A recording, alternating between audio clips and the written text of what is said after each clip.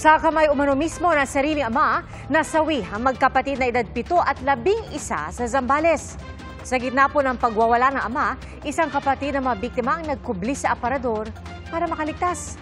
Saksi, si Russell Simorio ng GMA Regional TV. Hindi na nakapagbalik eskwela ang magkapatid na Alex Jane 11 anyos at Brent 7 anyos. Heto't pinaglalamayan na ang magkapatid matapos patayin sa taga sa loob mismo ng kanilang bahay sa Iba, Zambales noong July 26. Ang masaklap, mismong ama nila ang kumitil sa kanilang buhay.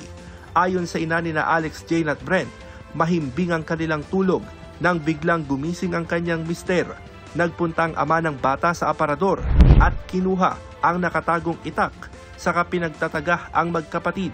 Inawat ni Mary Jane ang asawa, pero pati siya ay tinagarin. Isa pa nilang anak ang nagtamo ng sugat. Sakit po, sir. Siyempre, bilang isang ina, hindi po kasi katanggap-tanggap yung ginawa niya para sa amin. Lalo na ako, critical po yung condition ko. Isang taga lang pero sagad po sa utak po ng mga bata. Nakaligtas ang isa pang anak na 5 taong gulang matapos magtago sa aparador habang nagwawala ang kanyang ama. Palaisipan kay Mary Jane ang nangyari dahil hindi naman daw lasing ang kanyang asawa at hindi rin naman gumagamit ng illegal na droga. Wala po siyang drug involved kasi ang tagal po namin nagsama, 9 years, hindi ko pa po siya nagkagaganyan. Hindi ko pa po siya nakita na gumagamit ng ganyan. Ayon sa Iba Police, negatibo sa drug test ang suspect. Ang suspect pa raw ang nagdala kay Mary Jane sa ospital, kaya sa ospital na siya nahuli.